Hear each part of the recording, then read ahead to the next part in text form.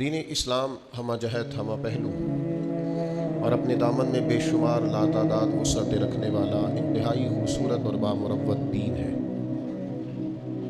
ہوتا یہ ہے کہ جب دین اسلام میں بے پناہ وسعت پائی جاتی ہے اور ہر پہلو پر دین رہنمائی کرتا ہے تو بعض لوگ یوں کرتے ہیں کہ جو ایک پہلو ان کی طبیعت کو بھلا لگتا ہے وہ اس ایک پہلو کو چننا شروع کر لیتے ہیں، جو ان کی طبیعت کے مطابق ٹھیک ہوتا ہے اس کو اخذ کر لیتے ہیں اور پھر اسی پر دلائل جمع کرتے رہتے ہیں، اسی کو بیان کرتے رہتے ہیں، اور دوسرے کسی اور پہلو پر نہ توجہ دیتے ہیں۔ اور اگر کوئی شخص کسی اور پہلو کو چھیڑتا ہے تو بجائے اس کے کہ کسی کی بات کو، علمی بات کو غور سے سنا جائے، دلیل سے قبول کیا جائے، ہمارے ہاں رویہ بڑا سخت اور تلخ ہو جاتا ہے۔ نیکی، تقوی اور پرہیزگاری کا بھی لوگوں کا اپنا اپنا معیار ہے۔ کچھ لوگ کہتے ہیں جناب میں چونکہ عشق والا ہوں، میں چونکہ پیار والا ہوں، چونکہ وارفتگی والا ہوں، لہٰذا مجھے آپ نہ کہیں کہ پابندی سے نماز پڑھ، مجھے آپ یہ نہ کہیں کہ سنت اور شریعت کا خیال کر۔ عشق پورے عروج پہ ہے، لیکن عشق رسول میں اگر آپ مجھے یہ کہیں کہ میں داڑھی بھی رکھوں تو چونکہ میں عاشق ہوں میرا آپ صرف عشق ہی قبول کریں۔ آپ مجھے کہیں کہ محبت رسول صلی اللہ تعالیٰ علیہ وسلم میں اور حضور کے نام کے نعروں کی گونج میں میں شریعت کی بھی پابندی کروں تو وہ سمجھتے ہیں کہ شاید میں نے عشق اپنی مرضی کا چونکہ اس کا میں نے مفہوم بنایا ہے تو اب جو میں کہہ رہا ہوں وہی ٹھیک ہے۔ ہمارے ہاں یہ ہوتا ہے کہ ہم ایک پہلو کو لیتے ہیں، اب ایک دوسرا پہلو ہے۔ میں نے اس طرح کے ڈھیر سارے لوگ دیکھے، ان کی آپ باتیں سنیں، ان کے آپ دعوے سنیں تو مفتیوں کو مشورہ دیتے ہیں عشق رسول کا۔ بڑے بڑے لوگوں کو کہتے ہیں جناب آپ میں وہ ذوق ہی نہیں، لیکن ان کی اپنی عملی کیفیت اتنی کمزور ہے کہ سوائے بلند و بالا دعووں کے اس کے علاوہ پس منظر میں کوئی چیز نظر نہیں آتی۔ بھئی جس محبوب سے آپ کو عشق ہے، اس محبوب نے جو حلال حرام کی تمیز بتائی ہے اس پر عمل کیوں نہیں کرتے؟ مجھے بتائیے کیا لوگ خالی دعووں سے راضی ہو جائیں گے، مطمئن ہو جائیں گے؟ میں دوستوں سے عرض کرتا رہتا ہوں، میں کہتا رہتا ہوں کہ ہم سمجھتے ہیں کہ شاید بہت زبردست مہنگی گاڑی کی وجہ سے لوگ میری تعریفیں کریں گے کہ کوئی بڑا آدمی ہے۔ بہت جدوجہد کر کے قیمتی موبائل لیتا ہوں تو لوگ سمجھیں گے بڑا معروف آدمی ہے۔ میرے آنے پر درجنوں بیسوں لوگ اگر استقبال کو کھڑے ہوں گے تو پتہ چلے گا میں بہت بڑا آدمی ہوں، تو اس سے بھئی بندہ بڑا نہیں ہوتا۔ آپ کی گاڑی بہت بڑی نہ بھی ہو، آپ چھوٹے تاجر بھی ہوں، لیکن اگر آپ لین دین میں ٹھیک ہیں تو لوگ آپ کی تعریف کرتے ہیں بندہ کھرا ہے، یہ چیز وقت پر دیتا ہے، وعدوں کی پابندی کرتا ہے۔ آپ کسی بھی شعبے سے تعلق رکھتے ہیں، ہمارے ایک استاد کہا کرتے تھے کہ بعض استاد شاگردوں سے ثابت کرانا چاہتے ہیں کہ میں بڑا پڑھا لکھا ہوں، بڑا سیانہ ہوں، بڑا زبردست ہوں، شاگردوں سے خود بخود ان کے سامنے وہ تعریفیں رکھتے ہیں۔ فرماتے ہیں اس سے بہت بہتر یہ ہے کہ آپ ان کو پڑھائیں، جب کوئی شاگرد قابل ہو جائے گا تو پتہ چل جائے گا آپ کتنے قابل ہیں۔ اس سے پہلے آپ کا خود سے کہنا یہ کوئی معنی نہیں رکھتا۔ اور اس شاگرد سے مراد دینی شاگرد بھی ہیں، مدرسوں کے، کالجوں، یونیورسٹیوں کے، کام سکھانے والے استاد بھی ہیں۔ آپ سکھا دیں گے تو پتہ چل جائے گا آپ کتنے قابل ہیں، لیکن آپ خود بخود اگر یہ دعویٰ کریں گے تو آپ کمزور ہو جائیں گے، لوگ سمجھیں گے کہ کوئی تعریف کرنے والا نہیں، لہٰذا صاحب خود ہی اپنی تعریف کر رہے ہیں۔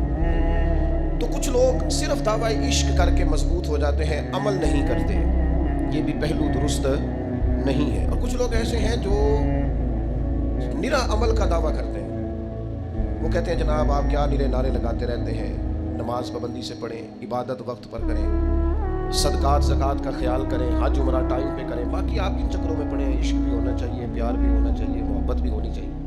یہ دوسرا پہلو ہے، یہ بھی خطرناک ہے۔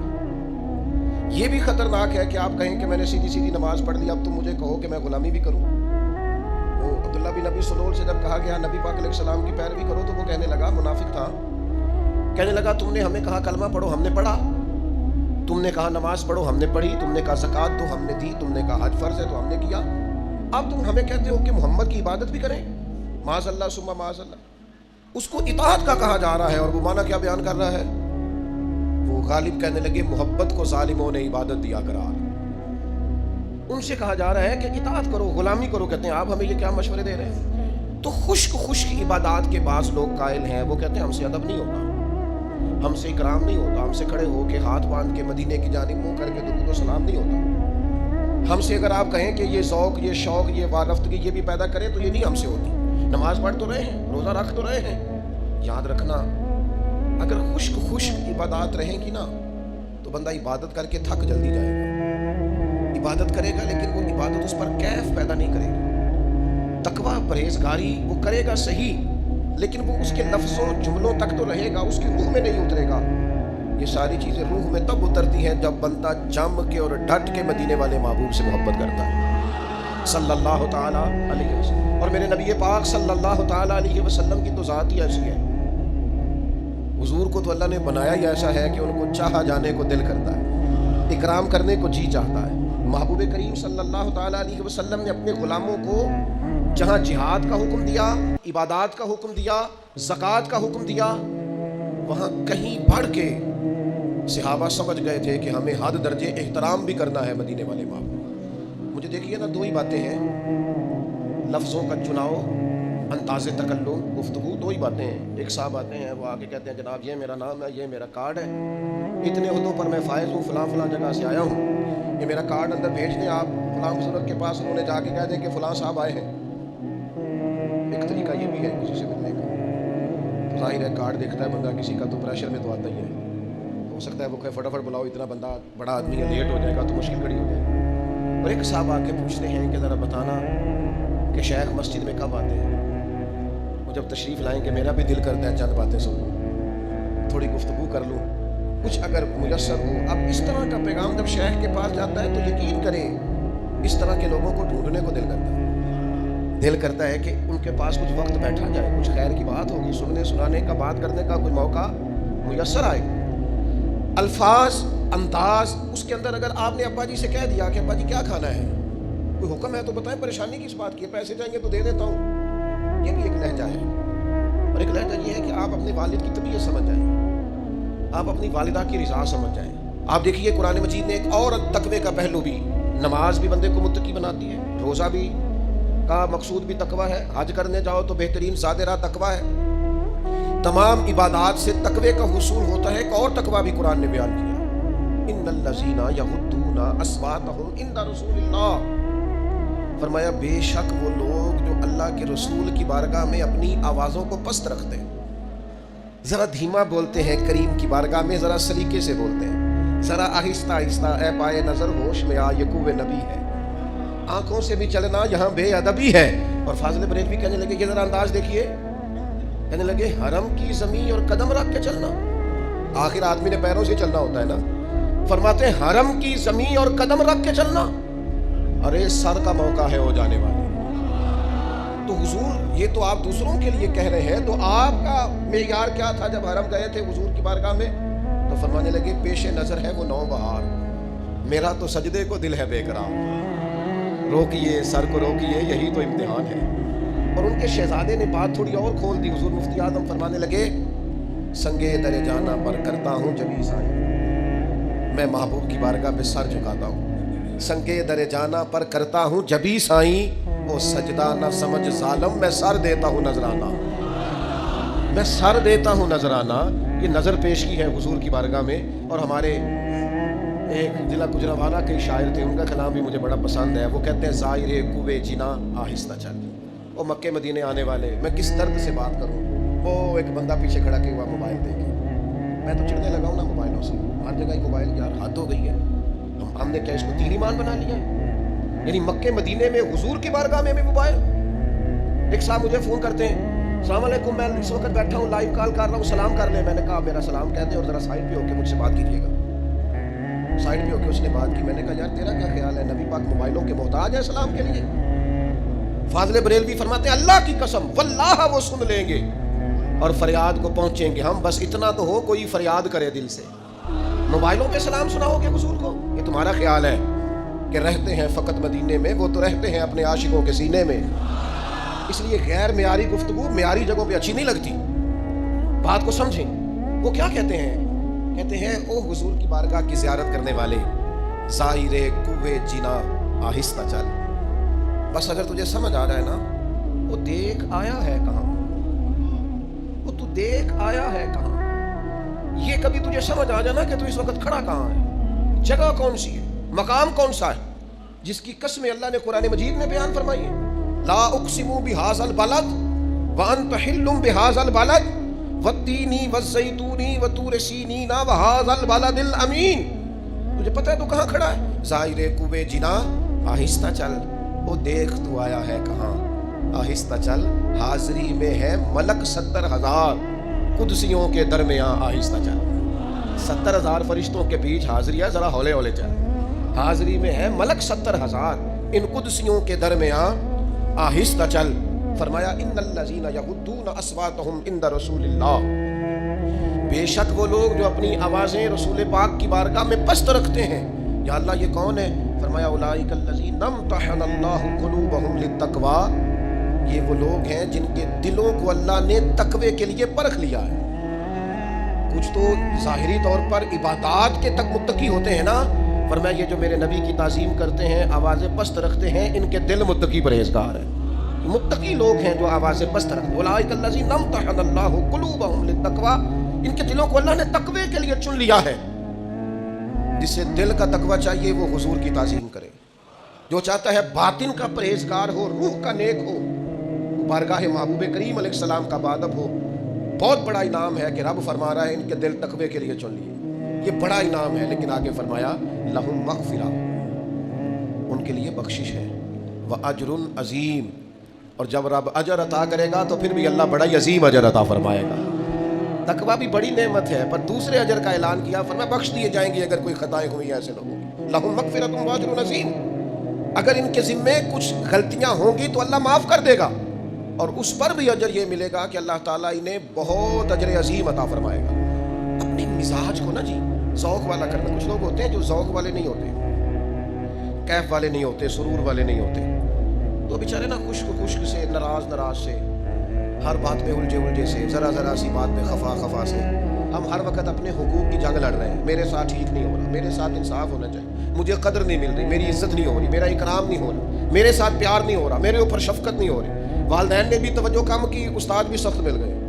فلاں جگہ میں ارادت مند ہوا تھا, وہاں بھی میرے اوپر لوگوں نے اکرام نہیں کیا. آہستہ آہستہ مزاج میں سختی, خود بخود تلخی.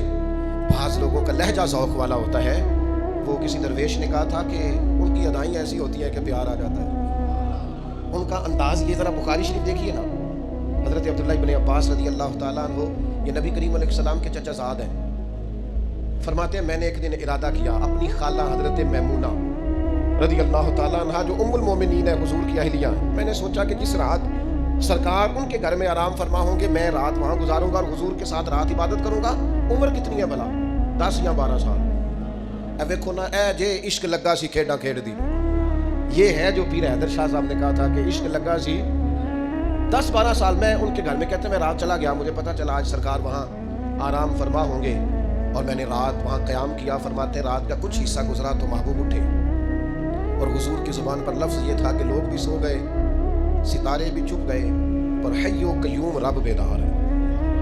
محمد بوٹیا سارے سو جاندے, ایک کو جاگدا پروردگار راتی. کہتے ہیں کہ محبوب پاک علیہ السلام یہ کہتے ہوئے اٹھے, اور سورہ آل عمران کی آخری آیات حضور کے لبھائے مبارکہ پر تھیں. پھر نبی کریم علیہ السلام مشکیزے کی طرف بڑھے, حضور نے وضو کیا. فرماتے ہیں میں بھی وضو کر کے نا, تو نبی پاک علیہ السلام کی بائیں جانب پیچھے ذرا کھڑا ہو گیا. اب جب 2 بندے جماعت کرانے والے ہوں تو فقہی مسئلہ یہ ہے کہ امام کے سیدھی جانب کھڑا ہو دوسرا آدمی سیدھی جانب. کہتے میں حضور کے پیچھے کھڑا ہو گیا. نبی کریم نے نا مجھے پکڑ کے دوران نماز ہی پکڑ کے حضور نے ادھر لا کے کھڑا کیا. حضور نے کھڑا کیا, جیسے ہی حضور نے مجھے چھوڑا میں پھر ادھر چلا گیا. کہتے دوسری دفعہ کریم نے پھر مجھے کھڑا کیا, میں پھر ادھر چلا گیا. تیسری دفعہ یہ دیکھو یہ نماز ہو رہی, نماز پڑھا کے میں تین وال ویکھا, مینو کعبہ بھول گیا تے بھول گئی نہیں سب سوم صلاتاں, ایک کو یار دا فکر پیا ہی. فرماتے ہیں حضور پکڑ کے یوں لاتے, میں پھر پیچھے 3 دفعہ ایسا ہوا. قربان جائے, نماز مکمل ہوئی. تو حضور علیہ السلام نے فرمایا لڑکے, جب میں تمہیں سیدھی جانب کھڑا کرتا تھا تو کیوں کھڑے نہیں ہوتے تھے؟ تو یہ 10-12 سال کی عمر میں وفا کا, درد کا, ادب کا, احترام کا, عشق کا معیار کتنا بلند ہے. عرض کرنے لگے یا رسول اللہ, میں اللہ کے رسول کے برابر کھڑا ہو جاؤں؟ یہ جہاد کر کے فتح یاب ہو کر نہیں آئے. انہوں نے آج آ کے یہ نہیں بتایا کہ حضور میں نے لاکھوں روپے اللہ کی راہ میں خرچ کیا. انہوں نے آج آ کے یہ نہیں کہا کہ حضور میں نے اتنی نماز جنازہ پڑھی, میں نے اتنے نیکی کے کام کیے, اتنی عبادات کی. انہوں نے احترام کیا اور احترام کا جذبہ ظاہر کیا. ایک روایت تو یوں ہے کہ فرماتے ہیں اللہ کے محبوب نے یہ بات سنی اور مجھے سینے سے لگا لی. اور ایک مقام پہ یہ ہے کہ کہتے ہیں حضور نے ہاتھ اٹھائے اور کہا اے اللہ اسے دین کی سمجھ عطا فرما اور قرآن مجید کا علم عطا فرما. حضرت عبداللہ ابن عباس اس امت کے مفسرین کے امام ہیں. اللہ تبارک و تعالیٰ نے انہیں قرون اولا کے لوگ جو قرآن مجید سمجھتے تھے اور سمجھاتے تھے ان میں اللہ تعالیٰ نے انہیں بڑا رتبہ عطا فرمایا۔ عزیز دوستو، جب آپ کی طبیعت میں ذوق ہوتا ہے، جب مزاج میں احترام ہوتا ہے، جب لہجے میں ادب کا اکرام کا ٹھہراؤ ہوتا ہے تو بندہ وفادار ہو جاتا ہے۔ ہمارے بچوں کو ہم نے سب سکھایا ہے، فلاں سے آگے گزرنا ہے تم نے، فلاں کے بچے تم سے پیچھے رہنے چاہیے۔ ہم نے انہیں زبردست مشینیں بنانے کی کوشش کیا ہے پیسے جمع کرنے کی، ہم نے انہیں سکھایا ہے کہ مال اکٹھا کرو گے تو بچو گے اللہ ماشاءاللہ۔ لیکن اللہ کے حبیب فرماتے ہیں تمہارا اولاد کے لیے بہترین تحفہ یہ ہے کہ انہیں اچھا ادب سکھاؤ، انہیں کسی کا احترام کرنا آتا ہو، اکرام کریں، ان کے لہجوں سے کسی شخص کو بے ادبی کا شائبہ نہ ہو، ان کا انداز اس طرح کا نہ ہو کہ جس سے یوں چھلکے کہ یار کسی نے جڑی بوٹیاں ہی نہیں اتاری اس فصل کے گرد سے، کسی نے وقت پر آبیاری نہیں کی، یہ درخت تھے کسی کے لیکن اس نے کھلے چھوڑ دیے، جیسے چاہا جس طبیعت میں چاہا ماحول اور ہو گیا۔ میں نے خود دیکھا ہے، ماں باپ تعریفیں کر رہے ہیں شادی سے پہلے اپنے بیٹے کا رشتہ کرنا، کہتے ہیں بڑا ہی اچھا ہے، کیا بات ہے، بڑا کماتا ہے، لیکن اس کی بد اخلاقی سے تڑپ کر جب اس کی بیوی اور اس کے سسرال والے شکایت کرتے ہیں کہ تمہارا بیٹا یا تمہاری بیٹی تو نہایت بد اخلاق ہے، تکلیف دیتے ہیں، تو ابا جی کیا کہتے ہیں، میں بھی بڑا سمجھانا ہوں، شروع سے ہی بڑا کہتا ہوں، تو بھئی آپ نے کسی اور کو دوزخ میں کیوں جھونکا؟ آپ کیا سمجھتے ہیں پھر آپ کے لیے خیر کے جملے آئیں گے؟ آپ نے تکلیف کے اندر کیوں ڈالا کسی اور کو جب اس کی بد اخلاقی، بد خلقی اور مزاج کا اکھڑ پن آپ کو گھر میں پتا تھا؟ آپ وہ ذوق ہی نہیں دے سکے، وہ تربیت ہی نہیں کر سکے۔ میں آپ سے عرض کروں گا، طالب علموں سے، طریقت کے سالکین سے، عام لوگوں سے عرض کروں گا، میرے پیسے نہیں کمانے چاہیے، میرے عہدے نہیں کمانے چاہیے، میرے تعلقات نہیں بنانے چاہیے، زندگی میں دعائیں بھی لے لینی چاہیے، زندگی میں برکات بھی سمیٹ لینی چاہیے، کسی کی نظر شفقت میں بھی کبھی کبھی رہنا چاہیے۔ کچھ لوگ ایسے بھی ہوتے ہیں جن کا کوئی بڑا ہی نہیں ہوتا، ان کو کوئی اچھا آدمی ملا ہی نہیں ہوتا زندگی، ان کی طبیعت بتاتی ہے کہ وہ ہر وقت شکوہ کر رہے ہیں، چھوڑیں جی ساری دنیا دیکھ رہی، یعنی ان کا خیال ہے کہ جس کائنات کو اللہ کہہ رہا ہے لقد خلقنا الانسان فی احسن تقویم، کہ میں نے بڑی اعلیٰ انسانیت بنائی، اور جس امت کو اللہ کہہ رہا ہے کنتم خیر امۃ اخرجت للناس، محبوب کی امت بہترین امت، انہیں اس پوری امت میں کوئی اچھا آدمی نہیں ملا، پوری انسانیت میں کوئی خوبصورت بندہ ہی نہیں ملا۔ دعوے دیکھو کتنے بڑے۔ کچھ تھوڑا سا نا طبیعت میں ذوق، کچھ لطف، کچھ دعائیں، کچھ کہیں کسی کی نظر میں رہنے کا شوق، کچھ کسی وقت آپ بغیر کسی سبب کے کسی بوڑھی اماں کو سڑک تو پار کرا کے دیکھیں۔ پیر صاحب کو لوگوں نے روز دعا کے لیے کہنا ہوتا ہے، تو بعض پیروں کی دعائیں رٹی ہوئی پکی روٹی، کچی روٹی کی طرح ہوتی ہیں، تسبیح بڑی بڑی، جبہ بڑا، ایک دو سیکنڈ کے لیے اگر کوئی حجرے میں آ گیا تو ان کی دعا ہوتی ہے اللہ خیر کرے، اللہ بھلا کرے، کیونکہ وہ بیچارے کو صبح سے شام تک تو کام ہی ہے۔ اب تو اور زیادہ پیروں نے آسانی کر لی ہے، تعویذ بھی لکھ کے نہیں دیتے، چھپوا کے رکھ لیتے ہیں، کیونکہ جب دکان زیادہ چل جائے تو پھر بہت ساری چیزیں آرٹیفیشل بھی لینی پڑتی ہیں، پیکنگ کرا کے لوگ کٹھی رکھ لیتے ہیں۔ اور یہ ایسے لوگ ہیں جن کو کوئی کتاب نہیں پڑھنا، کوئی ان کو سکھانا نہیں، پڑھانا نہیں، آنا نہیں، جانا نہیں۔ ایک یہ ہمارا انداز ہے ریڈی میڈ چیزوں کا، ان سے بچیں۔ کچھ دعائیں ایسی ہیں جو خلوص سے نکلتی ہیں۔ بوڑھی اماں تھی، ضعیف تھی، سڑک نہیں پار ہو رہی تھی، آپ نے اس کا بازو تھاما، اس کے پاس جو بازار سے خریدا ہوا تھیلا تھا سامان کا وہ آپ نے پکڑ کے کندھے پہ رکھا، گاڑی والے کو کہا ذرا ٹھہر جا، آپ نے سڑک پار کرا دی۔ اماں کو 100 دفعہ کہے گی اللہ تیرا بھلا کرے، اور 2 3 نسلوں کو دعا مل جاتی ہے مفت بھی، اللہ تیرا ماں پیو جیندہ رہے، اللہ بچیاں دی خیر کرے۔ آپ دیکھو ایک چھوٹا سا فعل ہے کوئی، لیکن اس کی حسن کتنا زیادہ ہے، خوبصورتی کتنی، اور پھر یہ ایسا منفرد قسم کا کام ہے کہ آپ نے ایک دفعہ سڑک پار کرائی ہے، میرا خیال ہے اماں کی جس سے بھی ملاقات ہوگی نا، جب تک اسے یاد رہے گا اماں سب کو بتائیں اوتھے ایک منڈا مل پیا جی چنگے بھی پتر ہے نجے لوگوں میں، وہ تو ہو سکتا ہے بعض اوقات اپنے بچوں کو سمجھانے کے لیے آپ کی مثالیں دے، حالانکہ اسے ہو سکتا ہے یہ نہ پتا ہو کہ اپنی اماں کی آپ اتنی بات نہیں مانتے گا، ہو سکتا ہے نہ پتا ہو کیا ہمارے ابا جی گھر میں ہماری شکایت کر رہے ہو، لیکن تھوڑا سا دعا لینا، اکرام لینا کسی سے، اپنی زندگی ذوق والی بنائیں، شوق والی بنائیں۔ یہ دیکھیں یہ بھی ابو داؤد شریف میں حدیث ہے، حضرت قیس بن سعد بن عبادہ، حضرت سعد بن عبادہ کے بیٹے، کہتے ہیں نبی کریم ہمارے گھر آئے اور سرکار نے دروازے پہ آ کے کہا السلام علیکم، یہ بھی رنگ ہوتا تھا صحابہ کا، سلام کا جواب دینا واجب ہے، جب کو کہے السلام علیکم تو کیا کہنا چاہیے؟ اب سرکار تشریف لائے تو حضرت قیس بن سعد بن عبادہ کہتے ہیں نبی کریم علیہ السلام نے کہا السلام علیکم، تو حضرت سعد بن عبادہ نے نا آہستہ سے کہا وعلیکم السلام، حضور نے پھر کہا السلام علیکم، انہوں نے پھر آہستہ سے کہا وعلیکم السلام۔ حضرت قیس بن سعد کہنے لگے ابا جی اونچا کہیں، تو حضرت سعد کہنے لگے بیٹا چپ کر، حضور ذرا ہم پر زیادہ سلامتی بھیجیں تو کرم ہو جائے گا، آنے دے سلام آنے، یہ سیاستہ ہے۔ وہ مجھے سمجھ نہیں آتی لوگ جب حدیثیں پڑھتے ہیں تو ان حدیثوں کو کیوں نہیں پڑھتے؟ یہاں پتہ نہیں کون سی اینک لگا کے گزرتے ہیں، اللہ جانے سمجھتے نہیں یہ بھی حدیثیں ہیں، یہ بھی صحابہ کا ذوق ہے، یہ بھی ان کا لینے کا طریقہ ہے۔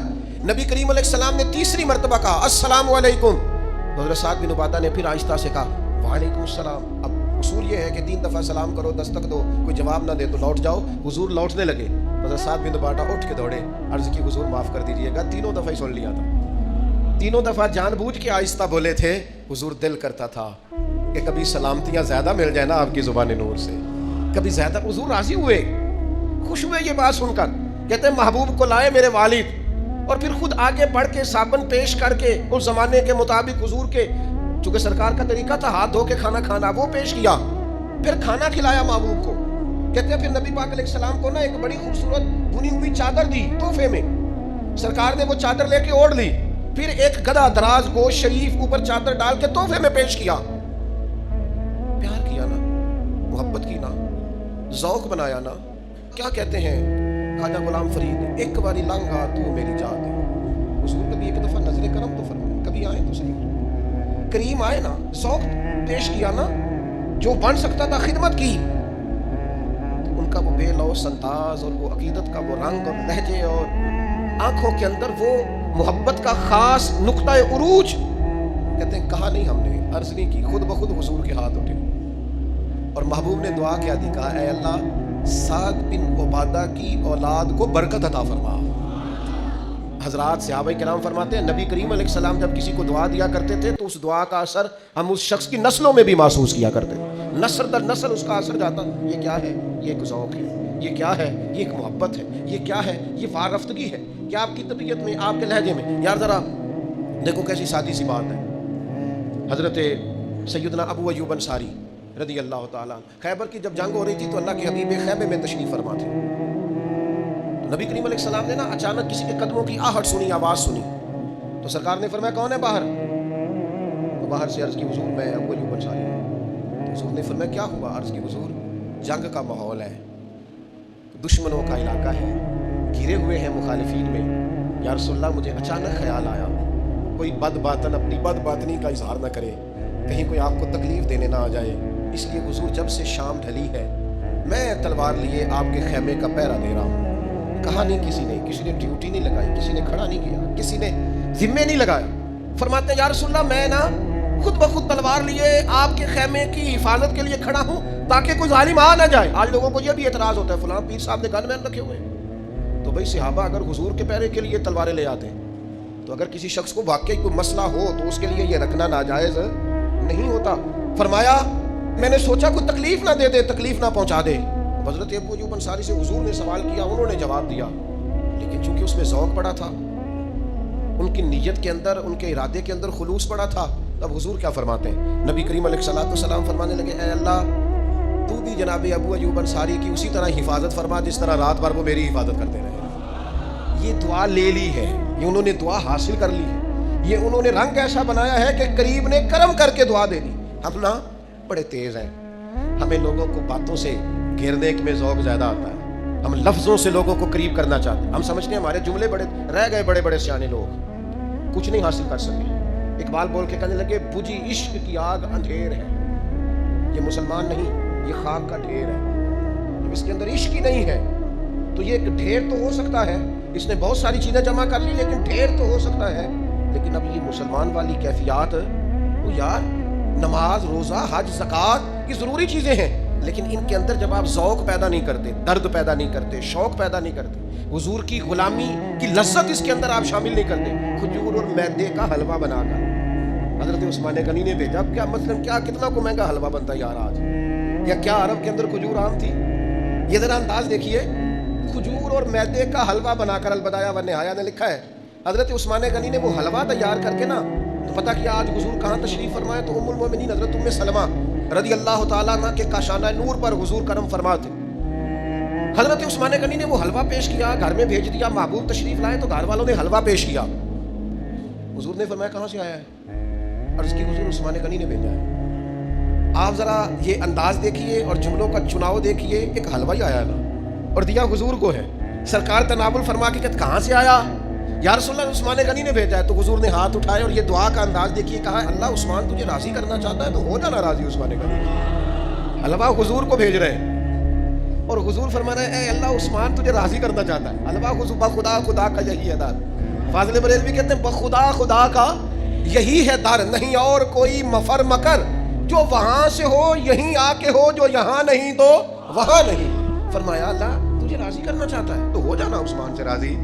تھوڑا سا نا اپنی زندگی کو، وہ یار عید کے بغیر بھی کبھی کبھی ابا جی کو جوڑا لے دیا کرو، کچھ نہیں ہوتا۔ بغیر سبب کے بھی کبھی اماں کو کہہ دیا کرو کہ یہ تھوڑے پیسے ہیں، کوئی حرج نہیں۔ گھر والوں کو، اہلیہ کو، بچوں کو بغیر وجہ کے بھی کسی وقت محبت، کبھی کبھی دوستوں کو بغیر سبب کے۔ دیکھو نا شریعت اسلامیہ نے 2.5% زکوٰۃ فرض کی ہے، لیکن حضور فرماتے ہیں صدقہ دے کے دوزخ سے بچ جاؤ، چاہے کھجور کا ایک ٹکڑا ہی صدقہ کرو۔ نفلی صدقات پر توجہ دی، نماز کے فرض 4 رکھے عصر کے، لیکن فرمایا جو عصر سے پہلے 4 رکھتے پڑے گا، اللہ کے رسول نے دعا دی اے اللہ اس بندے پہ رحمت فرما دینا۔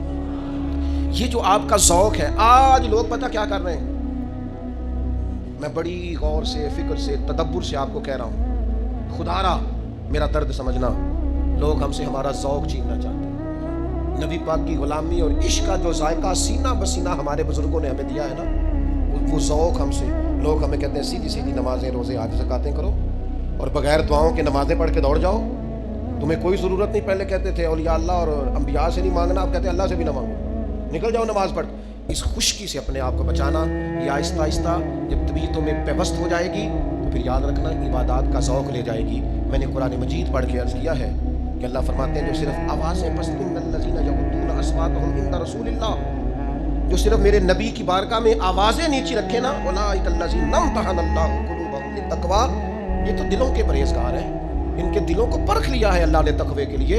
اگر دلوں کے پرہیزگار بننا ہے تو پھر زندگی تعظیم مصطفیٰ والی، غلامی رسول والی۔ اللہ تعالیٰ سمجھنے کی توفیق عطا کرے۔